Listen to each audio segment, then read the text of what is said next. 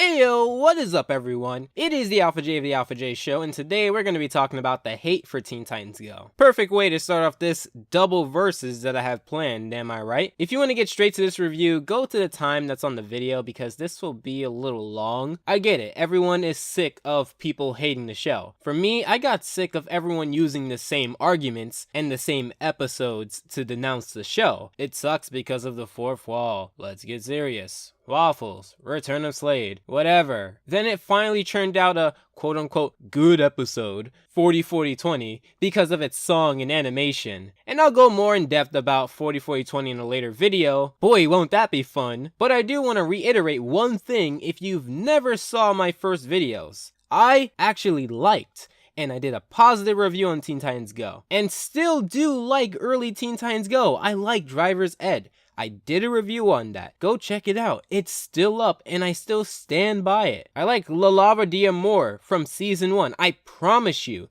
that I don't blindly hate the show. In fact, on Twitter, I actually went to bat for the show. But I understand being lumped into the bunch that bashed the show because to a new or outside viewer, not counting this video, I have done 8 videos on Teen Titans Go, with 7 of those 8 being reviews. And within those 7 reviews, I have talked about 13 episodes. I get that out of those reviews, only 1 or 2 are positive. But to the more experienced viewer, they know that this video here was me backing up the show and saying that overplaying is not Teen Titans Go's problem. This was me talking about certain traits that linger in Teen Titans Go episodes that led to its downfall. This was a spare collab to help out a fellow YouTuber while talking about new episodes that I've seen from the show. This was talking about how fourth wall humor and meta humor can be done right and wrong. This was me talking about plot recycling. This was talking about how stupid can sell if you slap pretty colors and music on it. This was me talking about an episode I found to be decent, and this was me talking about an episode I thought to be good. Notice how in none of these do you see that I'm talking about it getting cancelled, giving it ridiculous high standards, bashing the writers, or comparing it to the original until now. It took a while, but I am certain that there's many Teen Titans Go episodes that I like, and there's many Teen Titans Go episodes that I dislike. Sure, if you watch my worst list, you see a lot of Teen Titans Go, but you also see a lot of SpongeBob. Why? Because I reviewed a lot of it. Think about probability. If I review a lot of a certain show, and it's a lot of bad episodes from that certain show, then on the worst list, it's going to have more of that on the list, because I reviewed a lot of it. And yes, I even point that out in the video. It took me a while to look around at other people's Teen Titans Go videos, ever since the first time I got into watching the show, and I still have this awkward cringe with so many of them because they honestly think that Teen Titans Go isn't a powerhouse, or they think that Teen Titans Go is, or should be, a continuation of Teen Titans, or that Teen Titans Go is malicious with your childhood. Can we all stop saying that things ruined your childhood? Unless it had a time machine, it went back and did something that ruined your memories as a kid. It did nothing to your childhood. It's an illogical statement. It's a terrible metaphor. Stop saying that. Who is this rant for? I don't know. I really don't know. My comments so far have been really productive and supportive, and many people in my Teen Titans Go overplaying video were so understanding, and I appreciate that. So it really isn't the vocal minority, but let's make this an open statement. If I ever talk about Teen Titans Go going further, just rest assured it will be for a reason more than to pick on it, or to get a lot of views, or to bait the thousands on the internet who dislike the show but have only seen the worst episode because confirmation bias exists. I do plan on giving positive reviews on the show, and none of them are going to be the Powerpuff Girls vs Teen Titans Go crossover or re-reviewing 40-40-20 in a positive light. In fact, let's start now, because this episode from Teen Titans Go is a comedic take on the second episode from Teen Titans. So because the Teen Titans episode is longer, you'll be seeing more of that. Let's begin.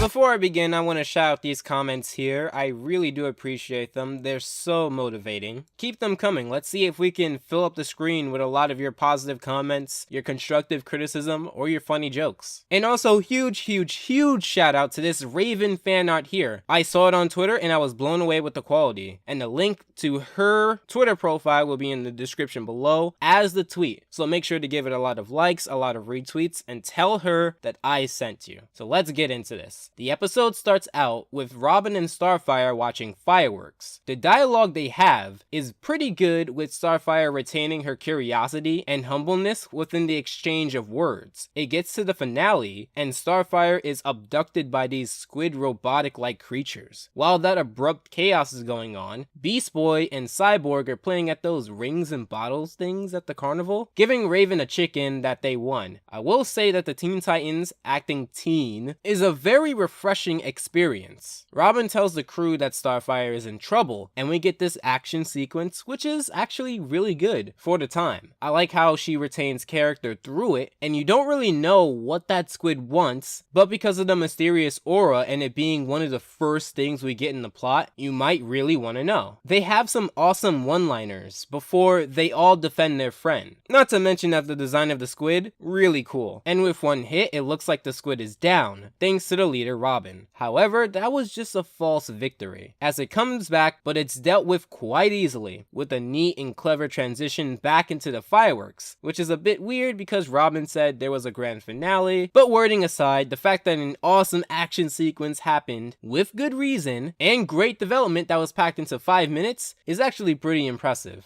Whatever that thing was, it can't hurt you now. But why did it wish to hurt me at all? Asking the right questions there. However, this goes unanswered, at least for now. When they reach their home in their Titan Tower, we see Starfire and her sister Blackfire, who right off the bat gives her both a snide comment and a really expensive gift. But who knows? That can go over anyone's head. She also guesses who everyone is based off of her transmissions with Starfire, and have small bits of comedic moments put into this character development. Oh, I am loving this cape. It's positively luscious.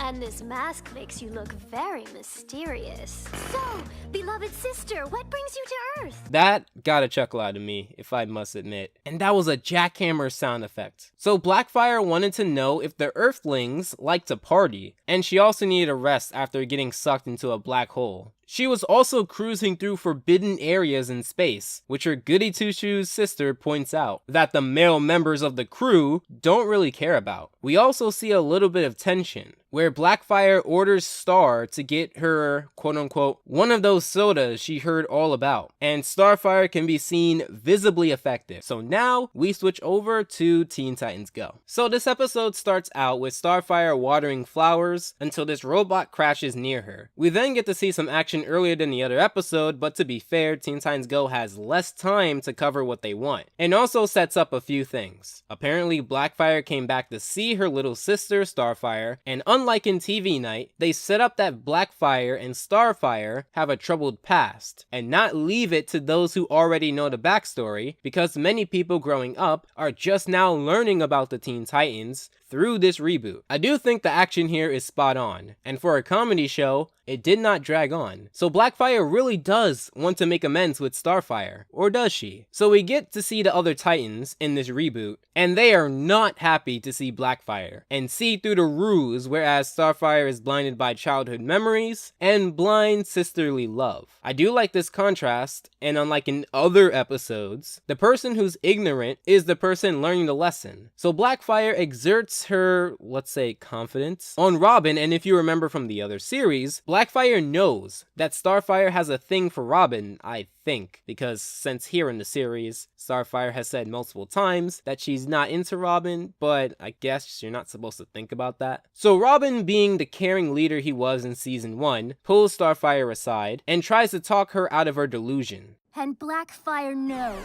If she lets me down again, it will break my heart. Then filled with the poison, I will rain death and destruction upon all the creatures of the universe, starting with... Hey sis, let's dye your hair so we can be twinsies. Ooh, I always wanted to be the twinsies. Yeah, she tends to blow up a lot in the reboot, but then go back to this innocent, happy-go-lucky person. It kind of doesn't work when you blow up too much. It's like if you see a calm YouTuber blow up. It's much more memorable than insert always angry YouTuber here. We get a montage of Starfire and Blackfire and this makeup session. And if I can give this show any criticism, they really made the slow transformation really obvious, because we don't get anything else. It's just come to Earth, then makeup. This transition is really jagged, but for what they wanted to do, I can understand. But I think this could have been done better. Put in some more comedic sequences or something. So of course, anyone can see this from a mile away, even with a brick wall in your face, and a brick wall in front of that brick wall, that Blackfire, the girl who had handcuffs on and was wanted, is now framing her little sister because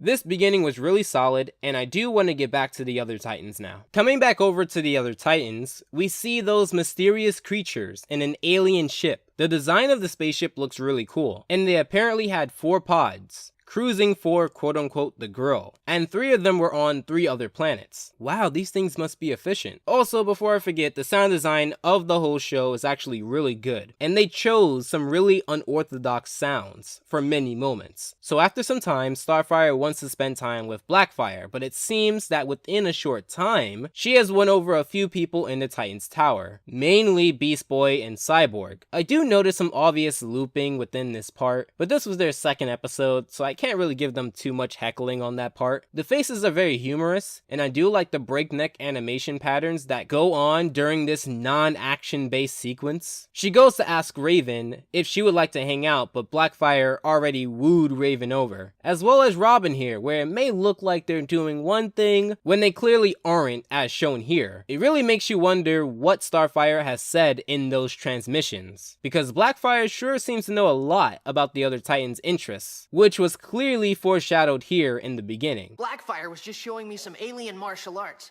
How come you never taught me these cool moves? Probably because she doesn't know them. I always was the better fighter.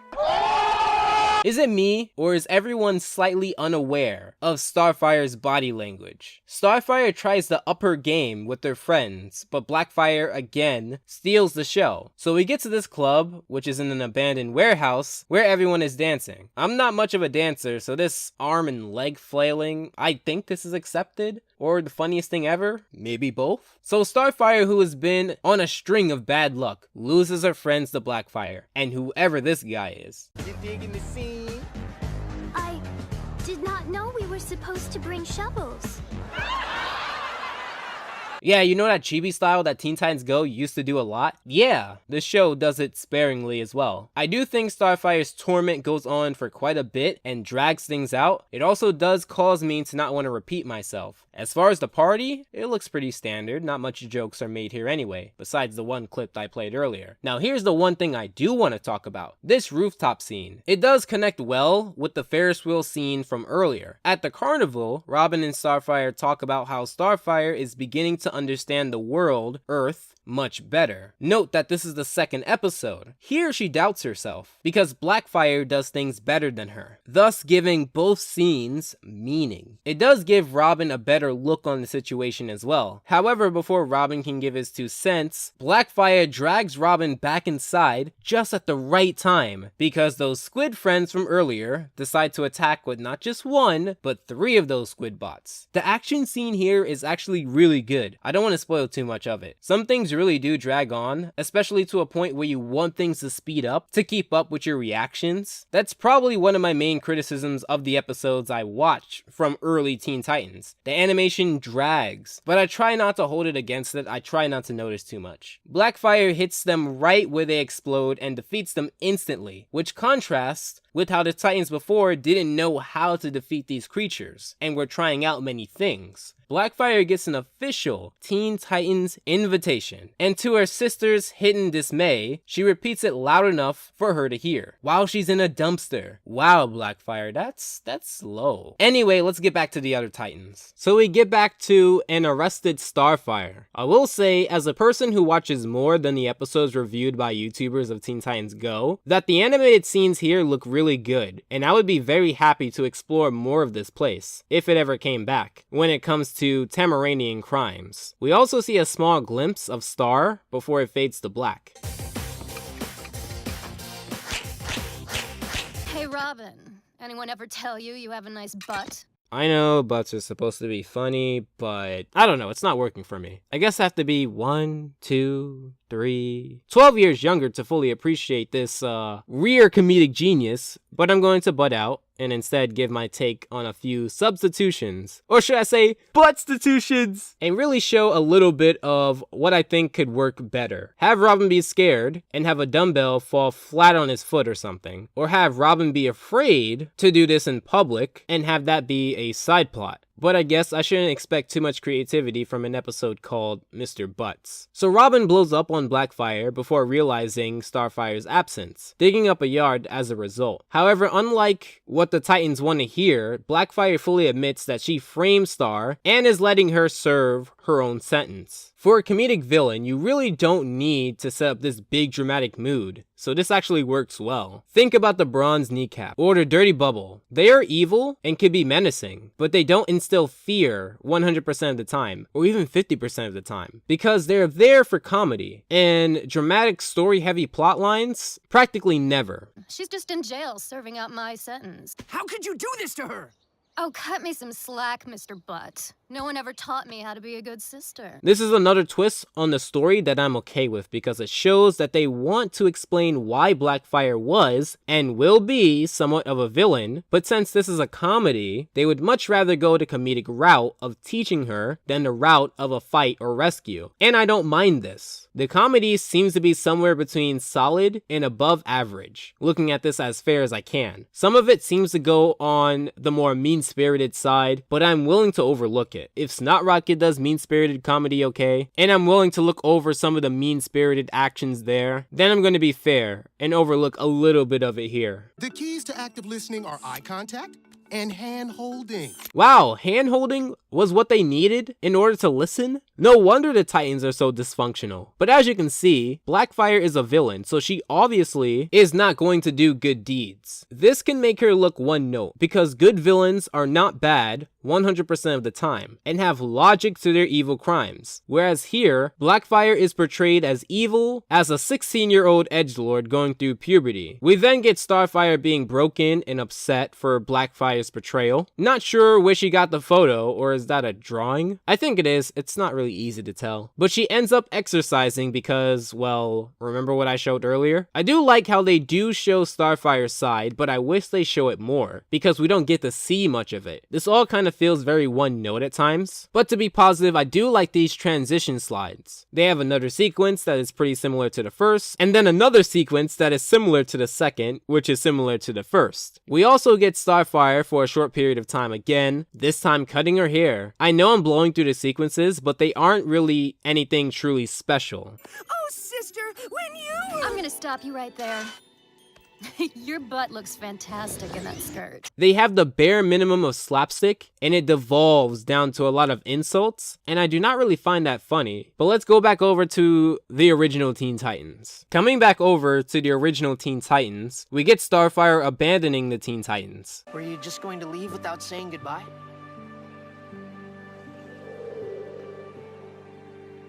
Jesus Christ, Robin, do you just know what she is all the time? It's Robin every single time. Why is this such a creepy, unfortunate implication? So again, before anyone can truly say anything, which is actually a good thing, because this is episode 2 and I want them to say more, which would lead me to watch more of the show, Starfire gets abducted again. Geez, you would think if she's the main target, maybe hide her. And Robin somehow, in some way, both misses Starfire's foot, thus gravity making him fall, but also hides under the ship because hidden off-camera superpower. Robin gets the upper hand, causing the ship to fall. This is probably the weakest action sequence out of the 3, which is not good because it's one of the last ones, but I can appreciate it nonetheless. I did have the nagging thought in my head that while Robin ran over to Starfire, Robin unlocks Starfire's pod quite easily, I may add. Robin talks to Starfire and Robin leaves the ship. Where was the other guy? Could he not walk either? Sometimes the action shows what it wants to show. So the ship crashes in a, albeit mediocre way, to be honest. But the true action is here. The Tamarinian girl is a liar and a thief. She's committed high crimes throughout the entire Centauri system. I have never even been to the Centauri moons. But I know someone who has. Yeah, that guy can't even tell Tamarinians apart. That's so racist. All Tamarinians don't look the same. So Blackfire leaves Earth, and Starfire confronts her, truly angry for taking her crap. So now they get into a fight. Blackfire is a horrible shot. Blackfire Tamaran, you are under arrest. Farewell, sister. Although you did betray and attack me, it was still very nice to see you. Still retaining that character. But before the episode ends, we get Starfire trying to tell Robin that she thought she wasn't enough, but Robin assures her that no one can be better at being Starfire than Starfire. And that was the end of this episode, sisters. So let's finish off Teen Titans Go. So after failing all of those sequences to help her out in this sister school, Robin gives up.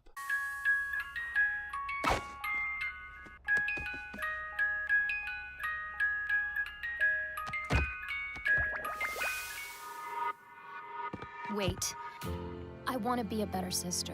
You see that? Why was that so short? I feel like something should have been cut to give this more time, but honestly, it all kind of has that same meh effect. So I wouldn't be able to tell you what should have been cut. It does feel like they're squishing a 22-minute premise into an 11-minute time slot, because the moments where you want to take a breather, you instead have to go on to the next thing. And the times where you're waiting for the next part to come, they go on for a long time. So we don't see the sequence of Blackfire getting better, which is usually done in these types of plots. But it is assumed that she understands now. So she did understand before, but was being the worst type of person. Or did you really just not have the time? Anyway, Starfire breaks out of prison, and that's probably one of the last time we see this awesome place. And with about 2 minutes left, you leave this climax open to having quite a bit of room. How do you choose to spend it? Well, we have this great moment here where Starfire actually stands up to her sister, who in this series is a bit of a pushover, and then we get this.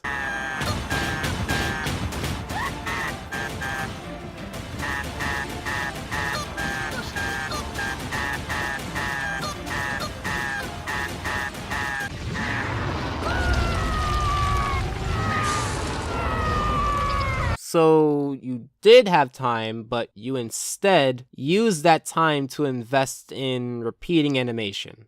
Okay? I hope you all can see the pros and cons of that. So Starfire finally gets the upper hand on Blackfire. I can, however, appreciate the full circle progression, which makes watching this episode not a total waste. In fact, they plant the seeds for this supposed doll not once, but twice throughout the episode leading up to this moment. The first in the initial fight, and then later during the flashback where Blackfire learns that Starfire actually loved her. So taking out this doll, Starfire actually lets her guard down to talk to Blackfire. It does seem like a very nice moment, and I do appreciate that in the earlier scenes this was pretty common, because it shows that the characters have a little bit of a heart. I'm sorry. You really have changed.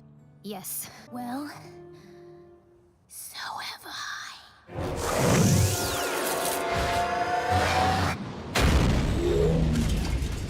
So Starfire spirit bombs the fire out of Blackfire, and they simply explain the destruction of multiple towers, roads, and a store as working things out. And that was Teen Titans Go, Mr. Butt. So which is better overall? I'd say Sisters, but not by too much. Sisters works well as an introductory episode, where you can see more into the average life of the Teen Titans. It does have quite a bit of funny moments, and the action was split up in order to have a relatively great fighting scene in the beginning, middle, and end. Mr. Butt hit every mark that it needed to, and showed a full circle story, developed comedic-ish villain, and a reason to care throughout the entire episode. Sisters suffers animation-wise, which does hurt some action scenes. And also she has a few moments that are left to the fact that it's just a cartoon, which can be seen as a cop-out. Mr. Butt, first off, has a horrible episode name that would have never caught on and sounds like the same of a pedophile, much less one of the main characters to a kid show, and also timed its episode at a breakneck pace, and also has somewhat lacking comedic sequences that rely too much on butts and mean-spirited humor. However, both are engaging and tell their stories in either a comedic or dramatic story-driven way, and I appreciate them both. You may want to throw one aside, and you're free to do that, but I think that this is not too bad, and instead, I can learn to accept both and see the positives of both shows, as well as the negatives. Now, while I go off to make sure that Robin isn't waiting for me just in case I leave in order to tell me not to, make sure to follow me at The Alpha J Show on Twitter or join my public Discord. It's free,